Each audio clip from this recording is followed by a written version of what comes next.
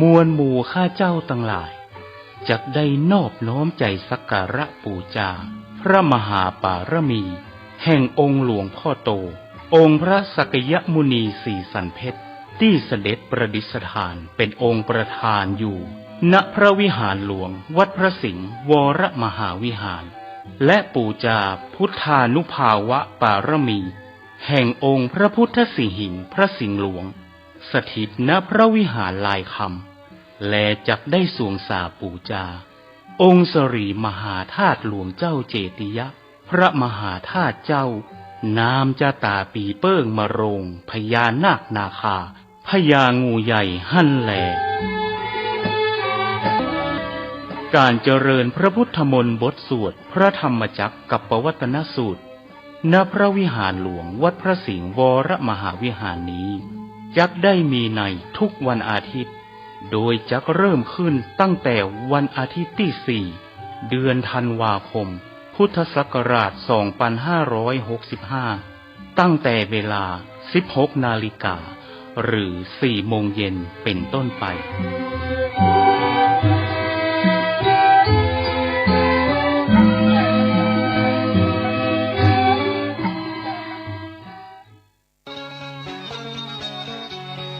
ย่อ10 นิ้วยกปะนมก่อน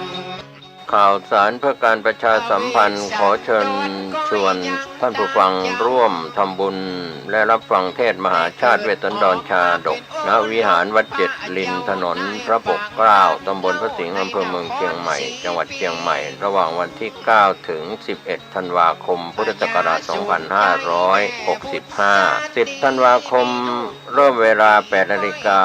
ถึง 18 นาฬิกา 11 ธันวาคมเริ่มเวลา 8 นาฬิกาถึง 18 นาฬิกาเทศน์มหาชาติร่วมทำบุญเวสสันดรชาดก9ถึง11 ธันวาคมนี้ได้บุญได้กุศลจากการฟังเทศน์มหาชาติเวสสันดรชาดกโดยพร้อมเพรียงกันดาพุทธดีแม่เจ้าปัญญาสนใจเอาจ้างนอนเจ้า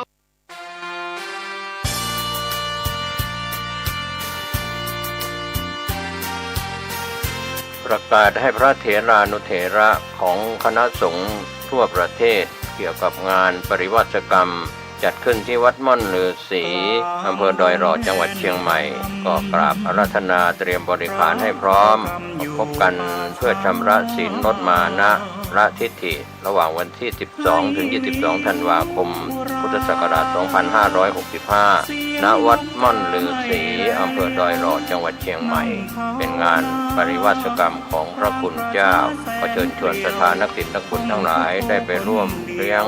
ภัตตาหารและน้ำปานะได้บุญได้กุศลโดยทั่วหน้ากันเงาดำทะมึนคล้ายมายืนข้างกลด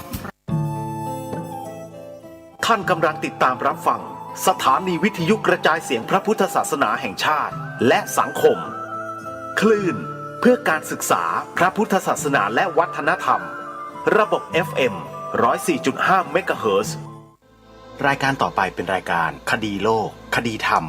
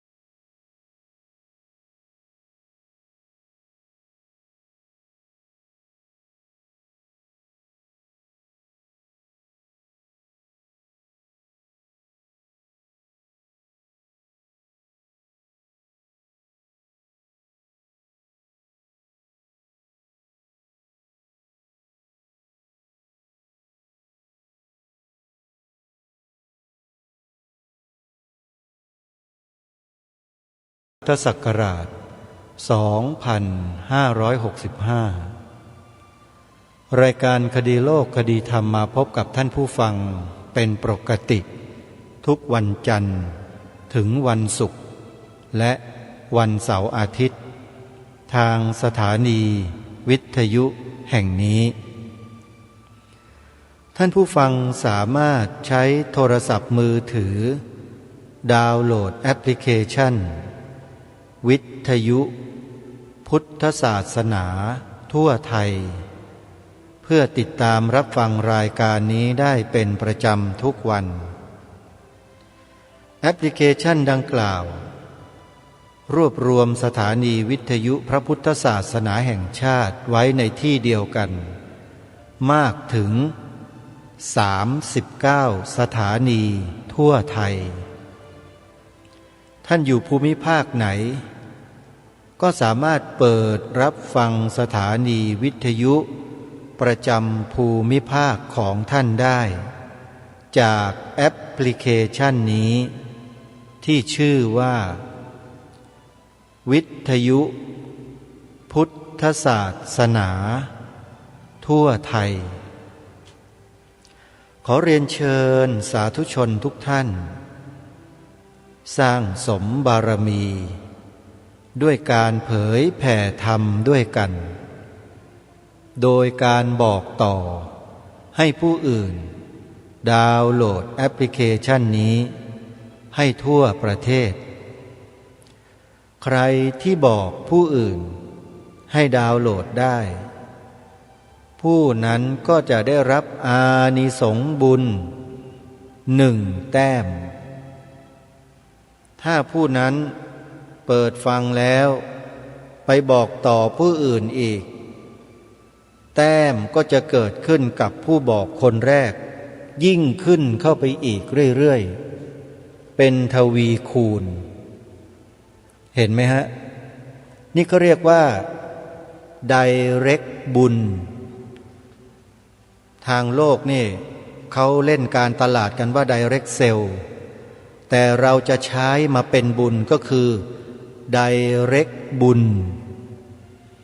เอาทำได้จริงๆนะคนอื่นเขามองเห็นเป็นมูลค่าเป็นเงิน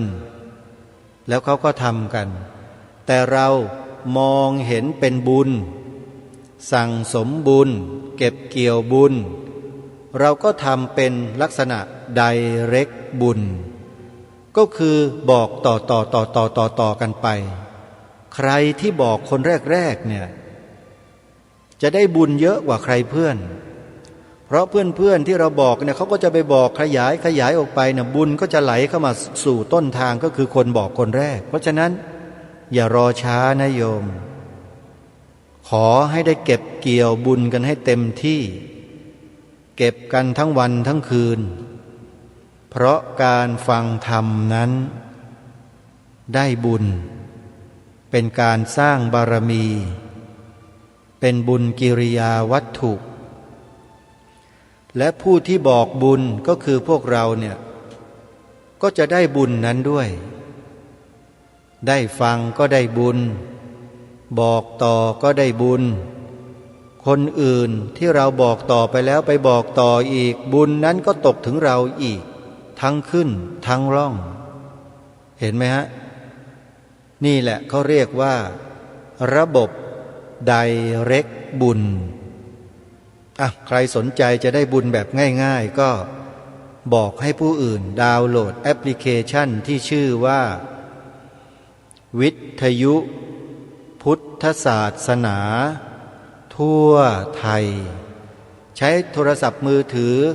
ระบบ Android เท่านั้นนะที่จะดาวน์โหลดได้เนี่ย Android เท่านั้นใครที่ไม่ใช้ระบบ Android ก็ต้องขอแสดงความเสียใจไว้ก่อนนะโยมนะแต่ไม่เป็นไรท่านสามารถเข้าไปฟังในเว็บไซต์ของแต่ละสถานีได้ก็พิมพ์ชื่อสถานีนั้นๆแหละนะฮะเรารู้จักสถานีไหนเดี๋ยวนี้ครูบาอาจารย์เราก็มีการพัฒนาระบบออนไลน์กันเกือบทั้งหมดแล้วโยมนะที่สถานีวิทยุพระพุทธศาสนาต่างๆเนี่ยเขาใช้ระบบอินเทอร์เน็ต ออนไลน์ออกอากาศทางอินเทอร์เน็ตกันแล้วเราก็สามารถที่จะเข้าไปเปิดรับฟังได้แต่ที่สะดวกที่สุดก็คือฟังจากโทรศัพท์มือถือของเราผ่านแอปพลิเคชันที่ทางรายการแนะนำให้ดาวน์โหลดนี่แหละสะดวกง่ายที่สุดในโลกสถานีวิทยุจะอยู่ที่ไหนก็แล้วแต่เราฟังได้ทั้งหมดแม้แต่เราอยู่ในต่างประเทศเราก็สามารถเปิดฟังได้ถ้าเรามีแอปพลิเคชันนี้อยู่ในโทรศัพท์มือถือของเราก็ไปหาต่อสัญญาณอินเทอร์เน็ต Wi-Fi บ้างไปซื้อซิมเอามาใส่ใช้ชั่วคราวเราก็เปิดฟังธรรมะจากสถานีของพระสงฆ์ของเราที่อยู่ในเมืองไทยได้ทั่วโลกเลยนี่คือข้อดีของแอปพลิเคชันง่ายสะดวกฟังได้ทั่วทุกภูมิภาคของประเทศเพียงหนึ่งเดียว One Stop Service แต่ว่าเป็น One Stop Service ธรรมะนะโยมไม่ใช่เรื่องอื่น Direct Sell ก็ไม่ใช่แต่เป็น Direct บุญนี่คือบุญที่เกิดขึ้นในยุคใหม่ยุคดิจิตอล World Wide Web .bun .tham ใช้ได้เลยขออนุโมทนาสาธุขอบพระคุณท่านพระครูจริยสารธรรมที่ท่านได้พัฒนาสิ่งดีๆเหล่านี้ออกมามอบให้กับประชาชนคนไทยของเราโดยไม่คิดมูลค่าแต่สิ่งที่จะกลับตอบแทนไปนั้นก็เป็นเรื่องของบุญของกุศลเหมือนกันเนื่องด้วยในปีใหม่66ปีเนี้ยวัดป่าจริยธรรมจัดโครงการหล่อพระพุทธรูปพระพุทธจริยธรรมเป็นประธานของพระอุโบสถหลังใหญ่คือมหาอุโบสถวัดป่าจริยธรรม1 มกราคมพระพุทธศักราช 2566 ขอเชิญชวนสาธุชนทั่วไปร่วมเป็นเจ้าภาพหล่อพระประธานประจำมหาอุโบสถวัดป่าจริยธรรมวาระที่ 1ใครต้องการจะเป็นที่ 1ทำบุญนี้กันโยมหล่อพระประธานชิ้นแรกเป็นวาระที่ 1ที่วัดป่าจริยธรรมจดเบอร์โทรศัพท์ไว้ท่านสาธุชนทั้งหลายหรือถ้าใครดาวน์โหลดแอปพลิเคชันวิทยุพุทธศาสนาทั่วไทยไว้แล้วเนี่ยก็เปิดสถานีวิทยุวัดป่าจริยธรรมขึ้นมาฟังก็ได้ในทุกๆต้นชั่วโมงก็จะมีสปอตเกี่ยวกับเรื่องของการหล่อพระนี่แหละบอกรายละเอียดให้กับญาติโยมได้ฟังกันทุกต้นชั่วโมงเลยสถานีวิทยุวัดป่าจริยธรรมในแอปพลิเคชันนั้น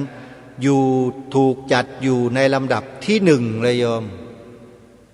นะอยู่ในลำดับที่ 1เลยถ้าใครเข้าไปในแอปนี้ก็จะเห็นสถานีวิทยุวัดป่าจริยธรรมเนี่ยขึ้นอยู่ในอันดับที่ 1ตลอดกาลนะโยมนะเพราะว่าในฐานะที่วัดป่าจริยธรรมเป็นผู้พัฒนาแอปพลิเคชันนี้ออกมา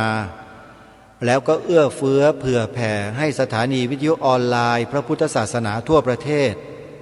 ได้ใช้แอปนี้เผยแพร่ข้อมูลข่าวสารกิจการของวัดนั้นๆด้วยเผยแผ่หลักธรรมคำสอนในทางพระพุทธศาสนาที่วัดนั้นๆได้ทำการเปิดออกอากาศให้ญาติโยมสาธุชนได้ฟังกันเป็นปกติประจำอยู่แล้วด้วยก็จะดึงเข้ามาสู่ในแอปพลิเคชันนี้ได้เลยเพราะฉะนั้นใครที่ต้องการจะให้สถานีวิทยุของครูบาอาจารย์ของตนเองเข้ามารวมอยู่ในแอปพลิเคชันดังกล่าวนี้นะโยมนะให้จดหมายเลขโทรศัพท์ไว้ แล้วแจ้งบอกกับพระครูจริยสารธรรมโดยตรงท่านก็จะได้จัดการให้ได้เป็นที่เรียบร้อยหมายเลขโทรศัพท์นะโยมนะหมายเลขโทรศัพท์ของวัดป่าจริยธรรม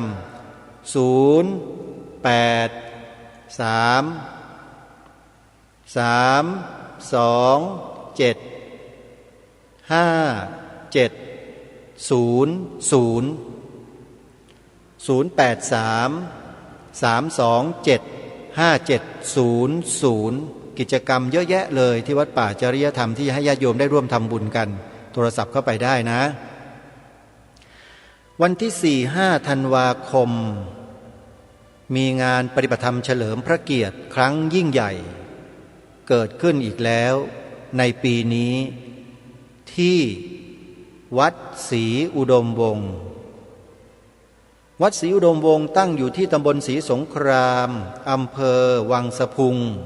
จังหวัดเลยโดยมีท่านพระครูอุดมวรานุวัตรเป็นเจ้าอาวาสท่านจัดงานปฏิบัติธรรมเฉลิมพระเกียรติ5 ธันวามหาราชมาเป็นประจำทุกปีปีนี้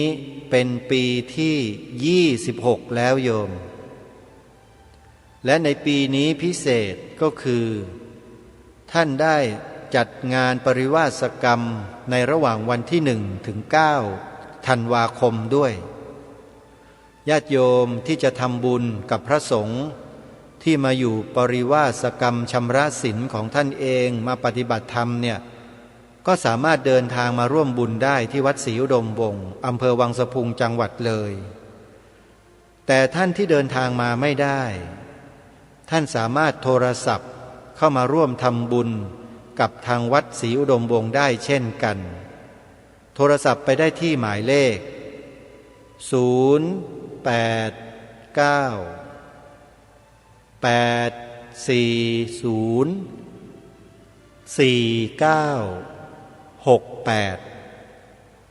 อบถามรายละเอียดเพิ่มเติมอื่นๆได้เลยนะโยมนะส่วนในวันที่9 มกราคมของทุกปีกำหนดจำไว้เลยนะโยมนะ9 มกราคมของทุกปีจะมีงานทอดผ้าป่าบำรุงสถานีวิทยุพระพุทธศาสนาแห่งชาติเกิดขึ้นที่วัดบ้านปลาคูนตำบลท่าหาดยาวอำเภอโพนทรายจังหวัด101ท่านพระครูสมุนิติศาสตร์ยานิสโรผู้อำนวยการสถานีวิทยุวัดบ้านปลาคูนท่านกำหนดวันจัดงานทอดผ้าป่าสถานีวิทยุเอาไว้ในวันที่9 มกราคมของทุกปีจึงขอเรียนเชิญเจริญพรญาติโยมสาธุชนช่วยกันสนับสนุนส่งเสริมการทำงานเผยแผ่ธรรมะให้กับสถานีวิทยุวัดบ้านปลาคูนด้วยกันเยอะๆนะโยมนะใครจะร่วมทำบุญทอดผ้าป่าสถานีวิทยุวัดบ้านปลาคูนจดหมายเลขโทรศัพท์เพื่อสอบถามรายละเอียดเพิ่มเติมได้ที่ว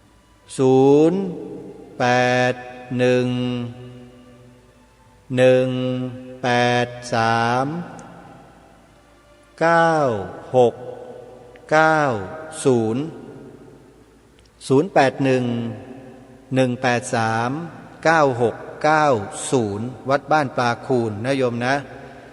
ก็ประชาสัมพันธ์ให้กับญาติโยมสาธุชนได้ทราบโดยทั่วกันวัดวาอารามต่างๆก็รอการสนับสนุนจากญาติโยมสาธุชนของเรานี่แหละที่มีกำลังความสามารถเพียงพอก็ช่วยส่งเสริมท่าน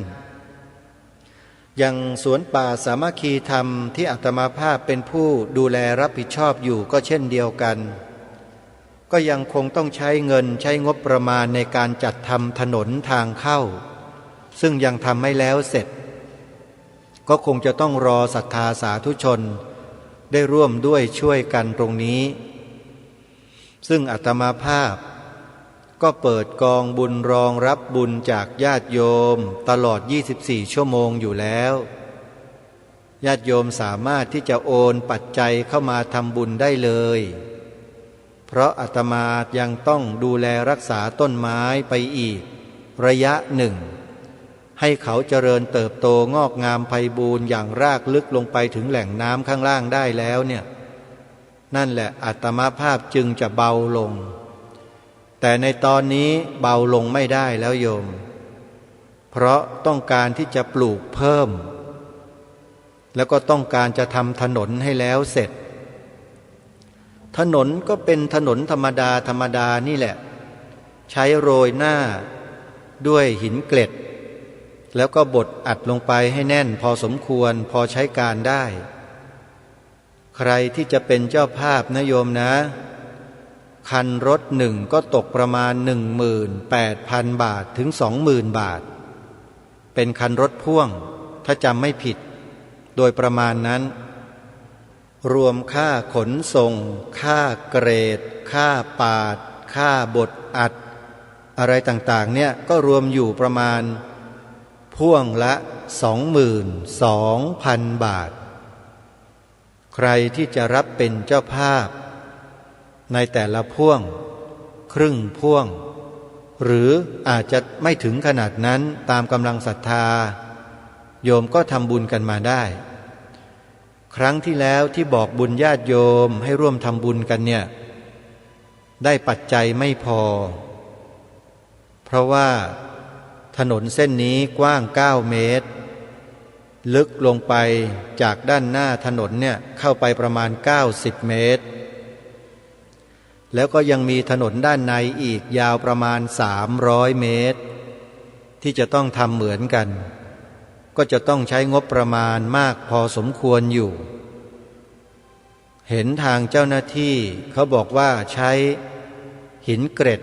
มาโรยเนี่ยประมาณ20 กว่าพ่วงถึงจะทำถนนเส้นนี้สำเร็จพ่วงหนึ่งรวมค่าเกรดค่าอดบดอัดแล้วอะไรแล้วเนี่ยตกอยู่ประมาณ 22,000 บาทเยอะนะ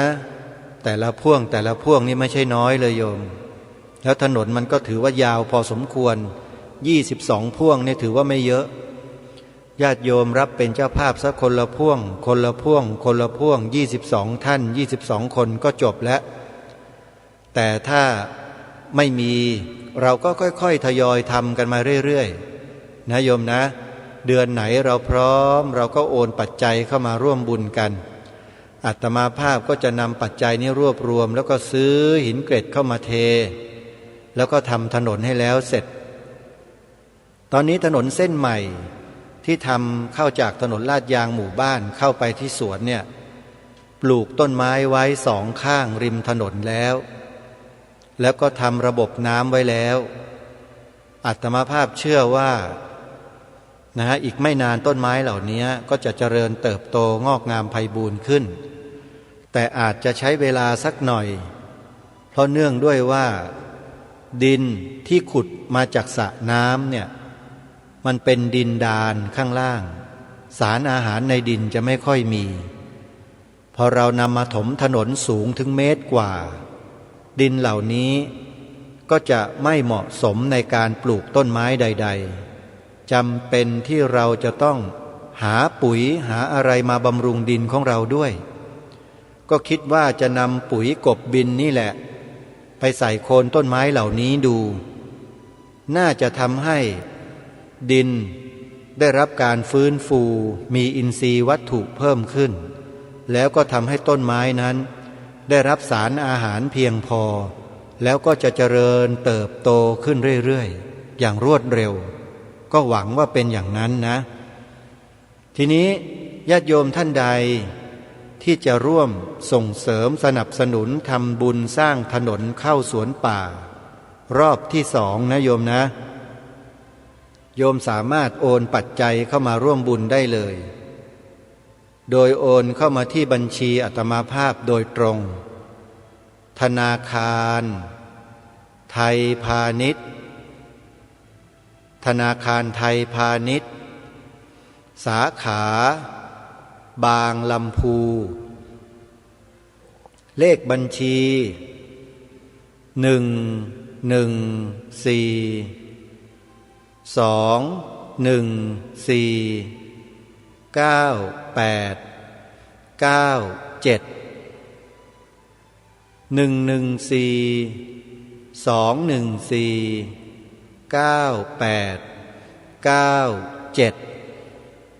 หมายเลขบัญชีอาตมาภาพตัวเลขตรงกลางเนี่ย214เนี่ยเป็นเลขทางหลวงหมายเลข214ที่นำสาธุชนเข้าสู่สวนป่าสามัคคีธรรมคือเป็นทางหลวงปัทมานนท์สุรินทร์ท่าตูมโยมหรือปราสาทสุรินทร์นั่นแหละหมายเลขเดียวกันเชื่อมกับทางหลวงหมายเลข24นะเส้นโชคชัยอุบลราชธานีแล้วก็เลี้ยวเข้าสู่อำเภอปราสาทที่หมายเลข214เข้าสู่จังหวัดสุรินทร์จากสุรินทร์ก็ไปอำเภอจอมพระแล้วก็เลี้ยวขวาเข้าสู่สวนป่าสามัคคีธรรมไปอีกประมาณ3 กิโลเศษเท่านั้นเองก็จะถึงสวนป่าสามัคคีธรรมแล้วเพราะฉะนั้นจึงขอเรียนเชิญเจริญพรญาติโยมนะร่วมกันสนับสนุนปลูกป่าถาวรร่วมกันโยมอาตมาภาพมีกิจกรรมปลูกป่าให้ญาติโยมได้ร่วมกันอีกครั้งหนึ่งซึ่งจะได้ประกาศอย่างเป็นทางการให้ทราบในอนาคตต่อไป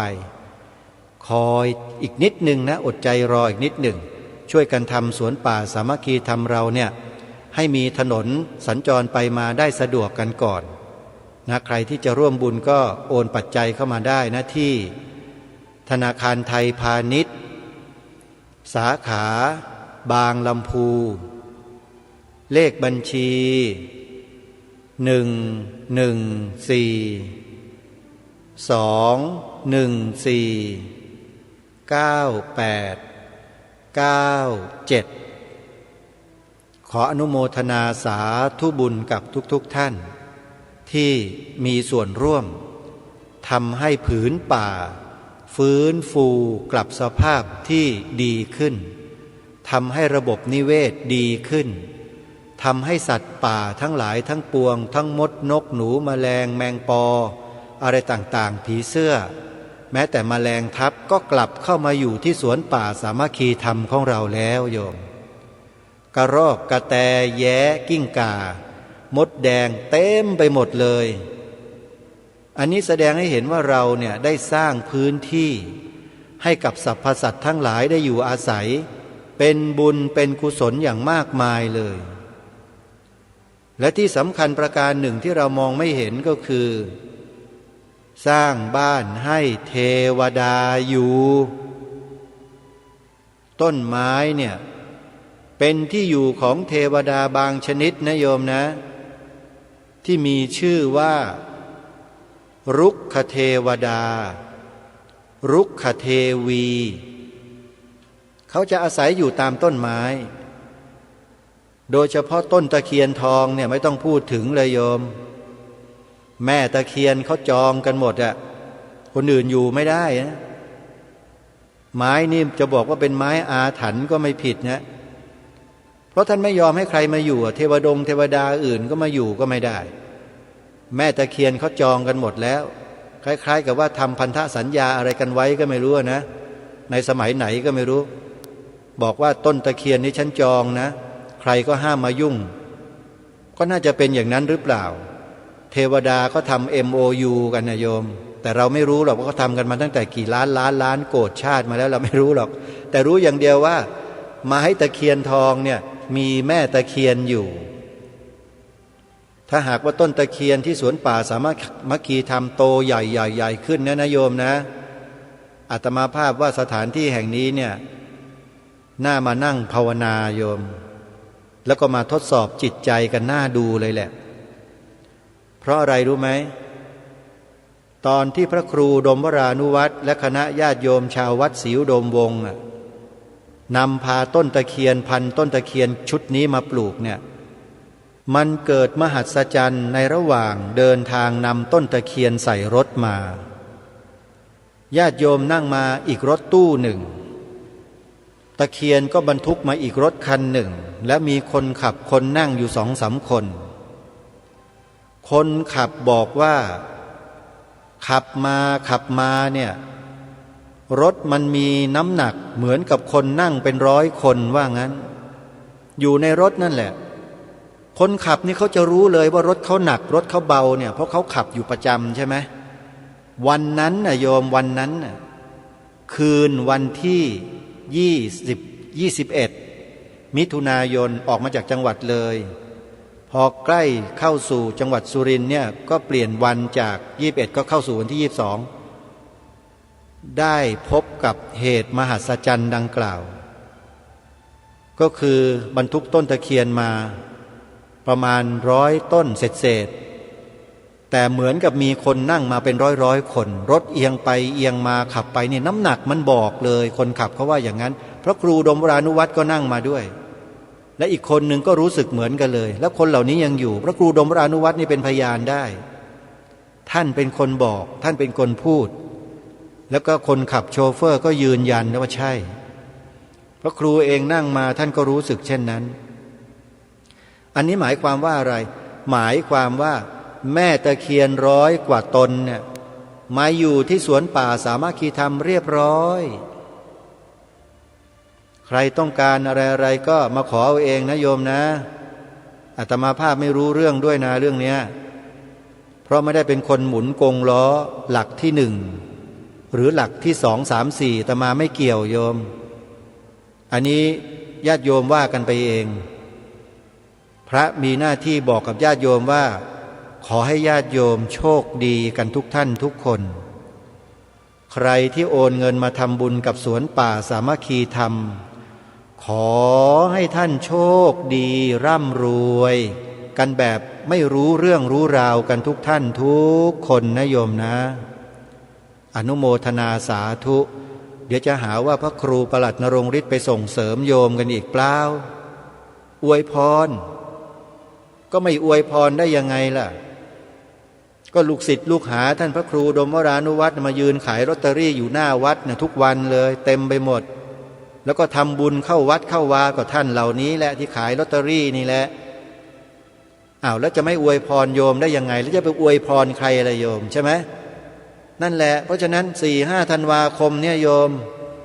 ใครโชคดีก็โชคดีเลยนะจะบอกให้นะอาตมาภาพอวยพรให้แล้ว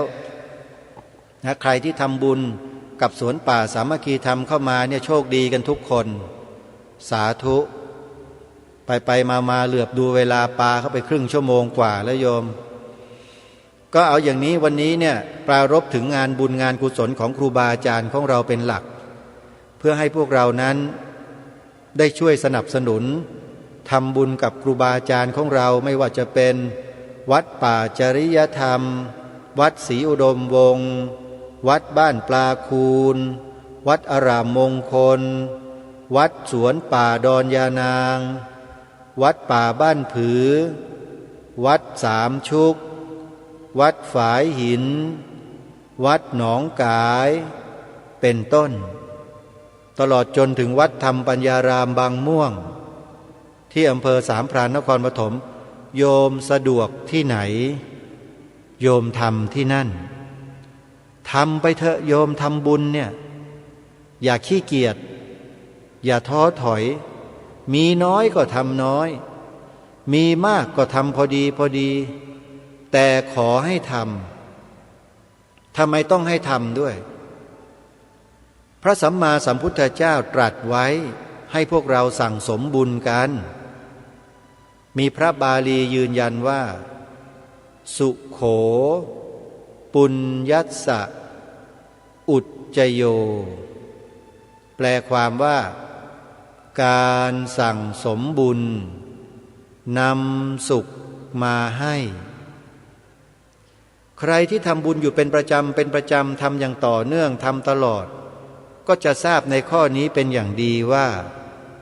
จะได้อานิสงส์แห่งการทำบุญนี้อย่างไร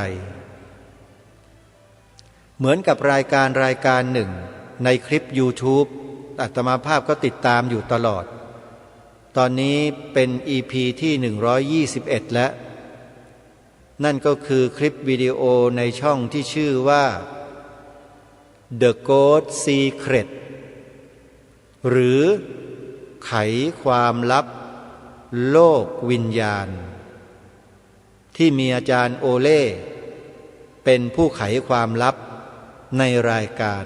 ทุกวันพฤหัสบดีนะเขาจะมาออก YouTube สดๆเนี่ยทุกวันพฤหัสบดีอาตมาภาพก็พอถึงวันศุกร์ก็มาเปิดดูคลิปดูเทปทุกสัปดาห์เลย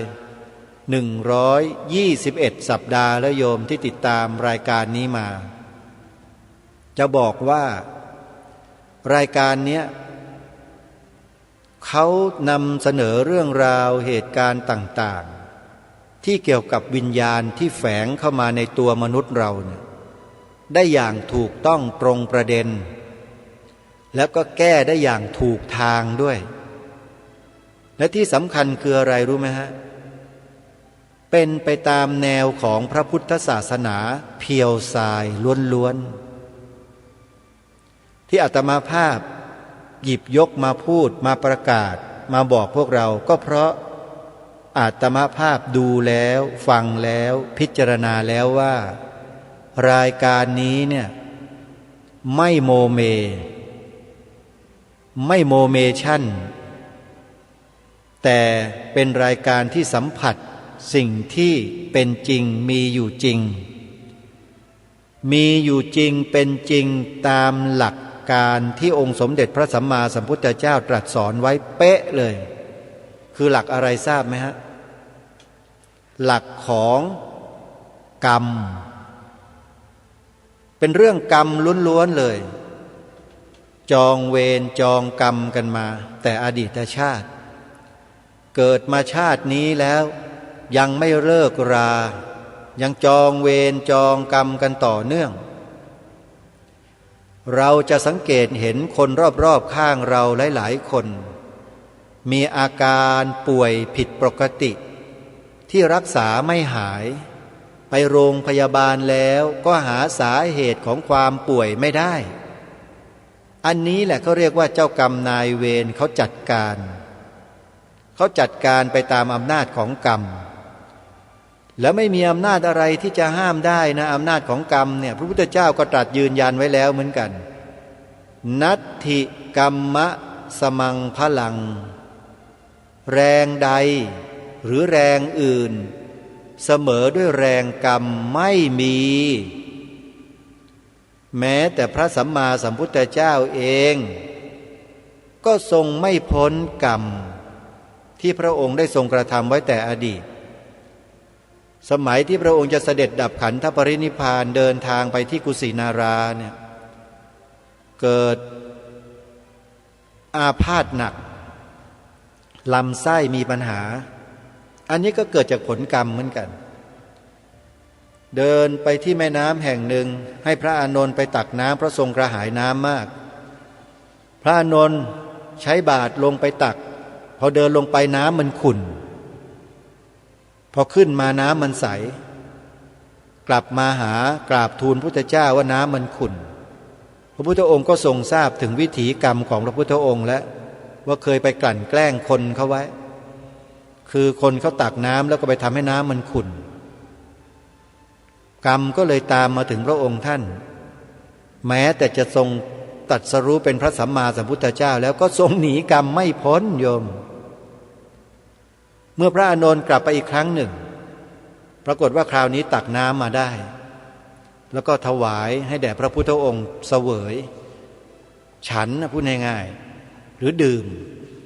ก็เป็นอันหมดไปตรงนั้นแล้วก็มีอีกหลายกรณีหลายประการอย่างพระโมคคัลลานะ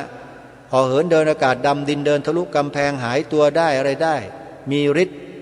สุดๆยิ่งกว่าใครในสมัยนั้นเป็นเอตทัคคะทางด้านฤทธิ์ก็แล้วกันปราบอะไรต่อไม่อะไรมาหมดทั่วจักรวาลหมดโมคคัลลานะพระโมคคัลลานะแต่ก็ต้องไม่พ้นกรรมโจรมันคิดจะมาทำลายชีวิตท่านถึง3 ครั้งท่านก็หนีได้หมดคือหายตัวแวบลอยขึ้นไปในกลางอากาศโจรก็ทำอะไรท่านไม่ได้แล้วเรื่องง่ายๆจิ๊บๆสำหรับพระโมคคัลลานะที่จะหนีภัยเนี่ย แต่พอมาครั้งหนึ่งเป็นครั้งที่สี่มาพิจารณาถึงกรรมของตัวเองว่ามันถึงวาระเนาะถ้าไปฝืนมันไว้มันก็ไม่มีประโยชน์อะไรก็จะเป็นบาปเป็นกรรมให้กับคนเหล่านี้ยิ่งขึ้นเข้าไปอีกก็เลยยอมให้โจรเนี่ยทุบสมรณภาพเลยแต่ด้วยความที่ท่านเป็นพระอรหันต์แล้วก็มีฌานสมาบัติสูงเนี่ยท่านก็รวมร่างกายเข้ามาให้เป็นรูปร่างเหมือนเดิมแล้วก็เดินทางไม่ใช่เดินทางสิยกมือประนมขึ้นเหนือศีรษะกราบทูลลาพระพุทธเจ้าแล้วก็เผาด้วยเตโชธาตุไหม้ไปในท้องฟ้าเดี๋ยวนั้นนี่คืออิทธิฤทธิปาฏิหาริย์ของพระโมคคัลลานะเพราะฉะนั้นเรื่องเหล่านี้เป็นเรื่องกรรมทั้งนั้นเลยเพราะฉะนั้นรายการ The Ghost Secret หรือไขความลับโลกวิญญาณที่อาตมาภาพพระครูประหลัดนรงฤทธิ์ได้นำมาพูดหยิบยกมาพูดนี้เนี่ยขอบอกกับญาติโยมสาธุชนว่ารายการนี้ไม่เหมือนกับรายการที่ผ่านมาทั้งหมดที่เกี่ยวกับไขความลับวิญญาณที่เกี่ยวกับสัมผัสญาณสัมผัสยามผัดสติอิ้วผัดซีอิ้วผัดไทยอะไรก็แล้วแต่ต่างกันเยอะเลยแตกต่างกันมากเพราะว่าคนที่ชื่ออาจารย์โอเล่คนนี้เนี่ยเขาเคยบวชเคยเรียนมาก่อนแล้วเขาเป็นคนที่ได้สัมผัสอะไรแปลกๆประหลาดเหมือนอย่างที่คนอื่นเขามองไม่เห็นแต่แกมองเห็นมาตั้งแต่เด็กๆแกเห็นทุกอย่างที่แกเห็นเนี่ยและแกก็ทำสมาธิฝึกฝนอบรมตนไปบวชเนกขัมมะบ้างอะไรบ้างเพื่อเพิ่มพูนบารมีกับตนเองจนกระทั่งกลายมาเป็นพิธีกรและวิทยากรในการนำสื่อโลกวิญญาณให้กับเราได้ดูได้รู้กันเพราะฉะนั้นจึงขอแนะนำให้ไปดูนะโยมนะใครอยากจะรู้ว่าวิญญาณมีจริงหรือไม่มีจริงเนี่ยดูรายการนี้ทาง YouTube ได้เลย The Ghost Secret หรือพิมพ์เป็นภาษาไทยก็ได้ไขความลับโลกวิญญาณดูเลยโยมดูเลยอาตมาดูทุกสัปดาห์เลยเนี่ยเพราะดูแล้วเนี่ยเราได้ความรู้ในสิ่งที่เราไม่รู้สิ่งรอบตัวเราแม้แต่ตัวเราเองมีอะไรแฝงอยู่เนี่ยเราไม่รู้หรอกแต่คนนั้นเขารู้แล้วเขาก็จะบอกกับเราเมื่อเร็วๆนี้อาตมาภาพก็มีคนเห็นนะเดินออกไปจากกุฏิไปที่ลานจอดรถเนี่ยเจ้าหน้าที่ที่ดูแลลานจอดรถเนี่ยจ้องมองอาตมาภาพที่กำลังเดินเข้าไปหาในช่วงกลางคืนเนี่ยเดินไปคนเดียวพอเดินไปถึงเด็กเจ้าหน้าที่คนนั้นเขาบอกพระอาจารย์เด็กอีกคนหนึ่งที่เดินมาด้วยไปไหนแล้วเฮ้ยมีที่ไหนแล้วเดินมาคนเดียวแกนี่ก็พูดเล่นไปได้จริงๆเด็กตัวขนาดนี้ก็ทำมือเท่าเอวอาตมาเนี่ยเดินมาผมเห็นกับตาเลยแล้วก็หายไปเนี่ยทำให้อาตมาภาพนี่ขนลุกไอ้ขนลุกไม่ได้กลัวหรอกแต่อาจจะถูกเขาเนี่ยสะกิดหรืออะไรต่างๆหรืออะไรก็แล้วแต่มันทำให้ขนลุกไม่ได้กลัวนะอันนี้ในจิตไม่ได้กลัวอะไรแต่รู้ว่ามีเขาอยู่แต่ใครก็ไม่รู้นี่ขนาดเด็กลานจอดรถธรรมดายังเห็นเลยแล้วอย่างอาจารย์โอเล่เนี่ยที่แกฝึกสมาธิมาในระดับที่สูงพอสมควรแล้วแกเห็นอย่างนี้มาตั้งแต่เกิดตั้งแต่เป็นเด็กมาแล้วเนี่ยมันจะขนาดไหนแล้วลองคิดดูสิท่านผู้ฟังเพราะฉะนั้นขอแนะนำนะโยมนะไปดูเพื่อเป็นอะไรเขาเรียกว่าไปประกอบการศึกษานะเพื่อเป็นองค์ประกอบในการศึกษาเรื่องวิชาพระพุทธศาสนาของเราเรื่องบางเรื่องเราไม่รู้เราก็ต้องบอกไม่รู้จริงๆเราไม่เข้าใจก็ต้องบอกว่าไม่เข้าใจเราไม่เห็นก็ต้องบอกว่าไม่เห็นอย่าไปโกหกคนอื่นแล้วก็อย่าโกหกตัวเราเองอย่างเรื่องเราเนี่ยอาตมานี่ไม่รู้เลยไม่เคยเห็นไม่เคยสัมผัสเลยแต่มีคนเขาสัมผัสได้เขาสามารถนำมาเผยแพร่ได้มาบอกวิธีการต่างๆว่ากระบวนการที่มันเกิดขึ้นเกิดยังไงมายังไงเนี่ยเรามาศึกษาเรียนรู้ได้แล้วก็มาเข้ากันได้กับหลักกรรมในพระพุทธศาสนาของเราทุกประการและกรรมเหล่านี้มันหมดได้สิ้นได้จบลงได้ด้วยการขออโหสิกรรมเรื่องนี้หลายคนมองข้ามนะอโหสิกรรมเนี่ย ทำเป็นเล่นไปใครที่บาดหมางกันอยู่เคยคิดว่าตัวเราเองไปล่วงเกินเขาด้วยกายวาใจอยู่เนืองนิดเนี่ยถ้ารู้สึกได้สำนึกได้นะ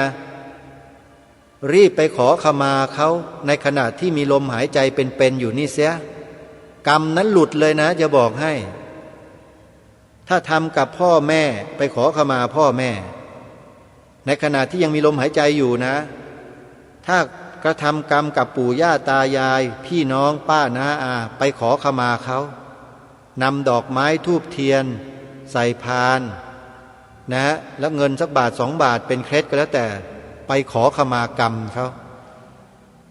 ขออโหสิกรรมด้วยเถอะด้วยกายด้วยวาจาด้วยใจกรรมทั้ง3ประการนี้ที่ข้าพเจ้าพระครูประหลัดนรงฤทธิ์อุปราคิโตได้สบประมาทพลาดพลั้งได้กระทำกรรมล่วงเกินด้วยกายวาจาใจทั้งต่อหน้าและลับหลังทั้งที่รู้ทั้งที่ไม่รู้ระลึกได้ระลึกไม่ได้ทั้งที่อะไรก็แล้วแต่ขอให้ท่านจงอโหสิกรรมแก่ข้าพเจ้าด้วยเถิดเมื่อเขารับขันพานของเราเนี่ยจบนั่นน่ะจบเลยนะเห็นไหมจะว่าง่ายก็ง่ายนะ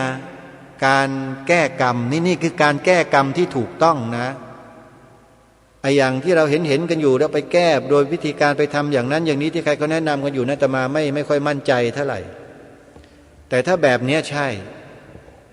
แล้วหลุดเลยฮะดวงวิญญาณที่แฝงอยู่นั้นจะไปเลยและเขาจะไม่มารบกวนคนนั้นอีกอาการป่วยแบบไม่มีสาเหตุหาเหตุไม่เจอที่โรงพยาบาลหาเชื้อไม่เจอเนี่ยมันก็หายเป็นปลิดทิ้งไปเลยเหมือนกันไม่ต้องกินยาเพราะโรคที่มันเป็นอยู่นั้นมันเกิดจากอำนาจของกรรมอย่าลืมนะอำนาจของกรรมเนี่ยมันเป็นอำนาจที่รุนแรงมากแล้วก็ไม่มีใครห้ามได้อย่างที่กล่าวมายกตัวอย่างมาเมื่อสักครู่แม้แต่พระสัมมาสัมพุทธเจ้าตรัสรู้เป็นพระอรหันตสัมมาสัมพุทธเจ้าแล้วสัพพัญญูแล้วก็ตามเมื่อพระองค์ยังทรงมีสังขารร่างกายอยู่มันก็ยังต้องกระทบอยู่ไงเพราะฉะนั้นเจ้ากรรมนายเวรแต่อดีตชาติโน้นหรือผลของกรรมที่มีอยู่ในตนก็จะส่งผลกระทบต่อตนคือสังขารร่างกายนั้นแต่พระทัยของพระพุทธองค์นั้นไม่มีการสั่นไหวสั่นคลอนเลยแม้แต่นิดเดียวไม่มีความรู้สึกว่าเจ็บปวดทรมานทุกข์ใจไม่มีจิตใจท่านอยู่เหนือแล้วเหนือกรรมเขาเรียกเหนือกรรมแต่สังขารร่างกายยังต้องโดนกระทบเข้าใจนะอันนี้คือพูดถึงเรื่องของกรรมนะโยมนะแต่คนเราอย่างปุถุชนอย่างเราเนี่ยมันได้รับกรรมอย่างเต็มรูปแบบเลยกระทบทางกายกระทบทางหูตาแล้วมันก็เข้าไปสู่ในหัวใจโอ้ยเป็นการสั่งสมกรรมแบบหนักๆเกิดแค้นไม่พอใจเกิดเถียงเกิดถกเกิดอะไรต่อมีอะไรมากมายขึ้นมาเป็นกงเกวียนกงกรรมตามกันเข้าไปอีกเห็นไหมถ้าไปด่าทอเขาก็เป็นวจีทุจริตใช่ไหมไปกล่าวหาใส่ร้ายเขาโดยที่เขาไม่มีความผิดก็เป็นวจีทุจริตใช่ไหมเห็นไหมนี่ไงเขาเรียกว่าวัฏฏะคือมันวนไปวนมามันไม่จบไม่สิ้นวิชาเดียวเท่านั้นที่ทำให้วัฏฏะสงสารหยุดลงได้คือวิชาวิปัสสนากรรมฐานนี่แหละคือทางออกของมนุษย์ทั้งหลายทั้งปวงที่มีอยู่เพียงศาสนาเดียวในโลกที่สอนให้มนุษย์ออกจากทุกข์ทั้งปวงได้ออกได้จริงศาสนาพุทธไม่เคยโกหกใครรายการคดีโลกคดีธรรมจึงยกพระพุทธศาสนาทุกวี่ทุกวันไม่เคยเบื่อไงเชิญชวนพวกเราให้กล่าวคำว่าพระพุทธศาสนาเป็นศาสนาประจำชาติไทยของเราทุกวันไงนี่แหละเพราะเหตุนี้เพราะศาสนาพุทธเป็นศาสตร์แห่งความจริงแท้ไม่ใช่ศาสตร์แห่งความหลอกลวงหมู่มนุษยชาติให้หลงไหลเคลิบเคลิ้มไม่มีศาสนาพุทธสอนให้มนุษย์เลิกเบียดเบียนกันและกันตลอดจนถึงเบียดเบียนตนเองหมดเลย แล้วนำตนเองให้หลุดพ้นจากความทุกข์ทั้งปวงได้แล้วการที่รายการคดีโลกคดีธรรม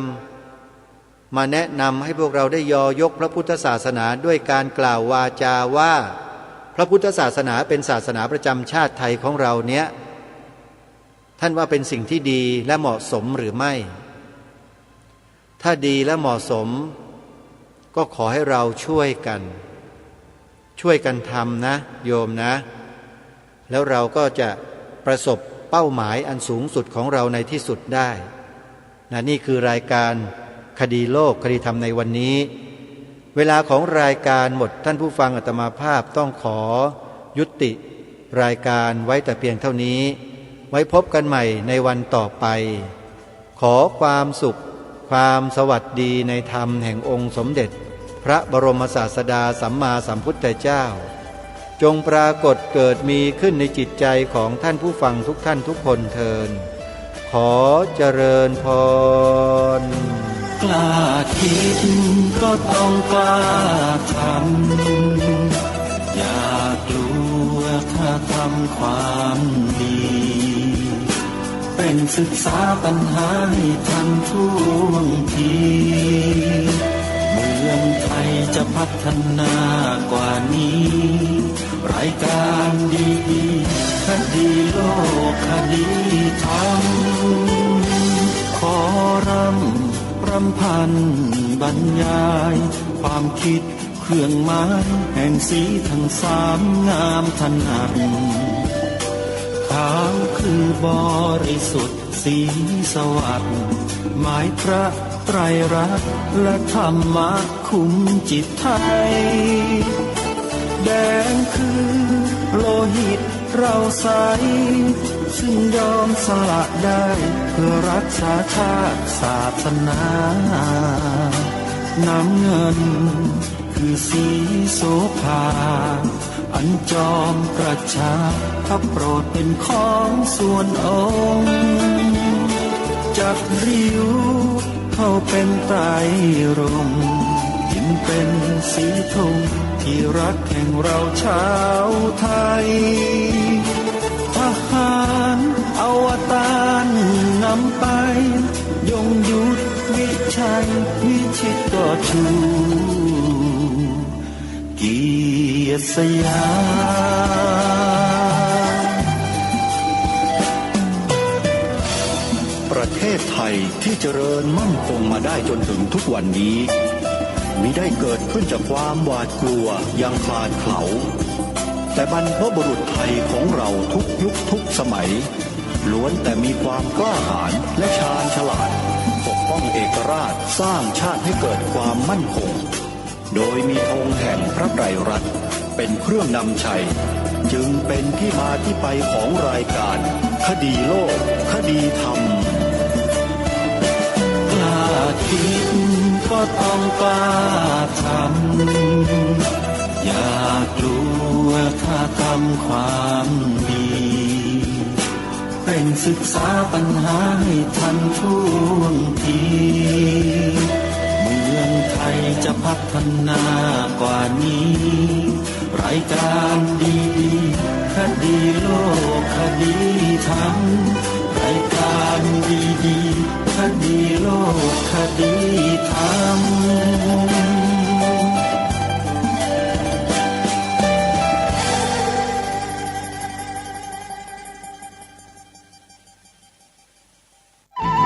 ที่จบไปแล้วนั้นเป็นรายการ